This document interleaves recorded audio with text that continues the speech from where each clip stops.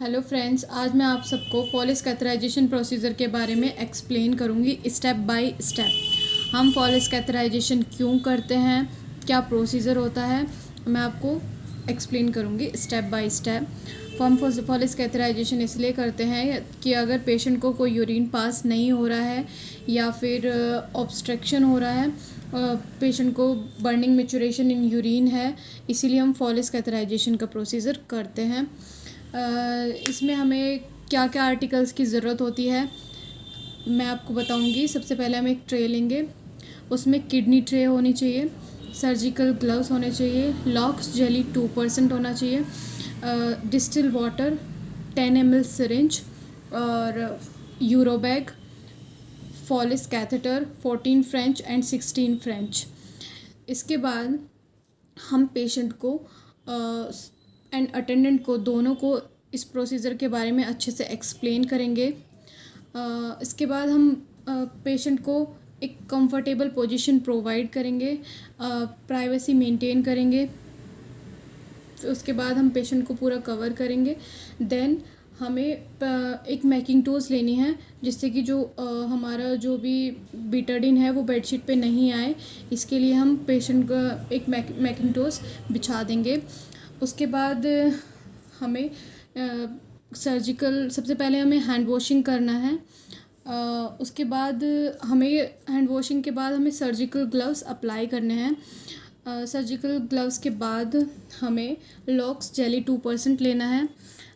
Locks jelly 2% लेना है। उसके बाद हमें पूरा फॉलिस कैथेटर देखना है हमें कौन सा लेना है, 14 फ्रेंच या फिर 16 फ्रेंच। उस फॉलिस में हमारे 2 ल्यूमेन होते हैं।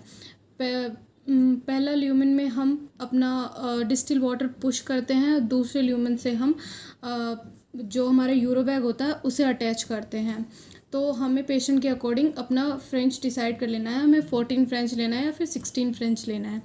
इसके बाद हमने जैसे 14 फ्रेंच लिया, उसके बाद हमें लॉक्स 2% जेली लेना है, उसे ग्लव्स पे लगा के देन फॉलिस कैथेटर की टिप पे अप्लाई करना है ताकि पेशेंट को जो फॉलिस हम लगा रहे हैं वो स्मूथली वेजाइना में इंसर्ट हो जाए। उसके बाद हम जो हमारा वेजाइनल एरिया है, मॉन्स प्यूबिस वाला एरिया है, उसे अच्छे से क्लीन कर लेंगे। क्लीन करने के बाद हम फॉलिस कैथेटर पे जेली अप्लाई करेंगे। अप्लाई करने के बाद हम फॉलिस कैथेटर यूरेथ्रा में इंसर्ट करेंगे। इंसर्ट करने के बाद हमारे जो फॉलिस कैथेटर की टिप पे एक बैलून होता है, उस बैलून में हमारा जो ल्यूमेंस होते हैं 2, उस पहले वाले ल्यूमेन में हम 30 ml होता है मिनिमम, तो हम 20 ml डिस्टिल वाटर भी पुश कर सकते हैं। वो बैलून जो हमारे फॉलिस कैथेटर की टिप पे होता है, अंदर जाके जब अगर वो बैलून फूलना बहुत ज़रूरी होता है, उसी से जो हमारा फॉलिस कैथेटर है वो ब्लैडर में स्टक होता है, जिसकी वजह से यूरिन बाहर पास होता है, ड्रेन करके बाहर आता है यूरो बैग में। हम जब फॉलिस कैथेटर इंसर्ट करेंगे, डिस्टिल वाटर इंसर्ट करने के बाद हम फॉलिस कैथेटर को थोड़ा बाहर की तरफ खींचेंगे।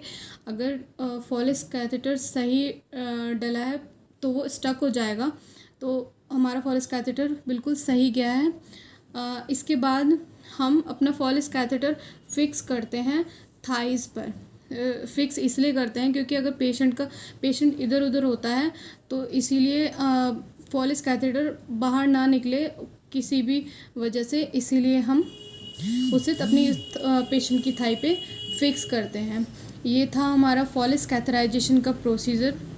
Thank you. लाइक करें, कमेंट करें, शेयर करें एंड सब्सक्राइब करें मेरे चैनल को। अगर आपको वीडियो में कोई भी मिस्टेक लगी हो देन आप मुझे कमेंट करके बता सकते हैं। Thank you.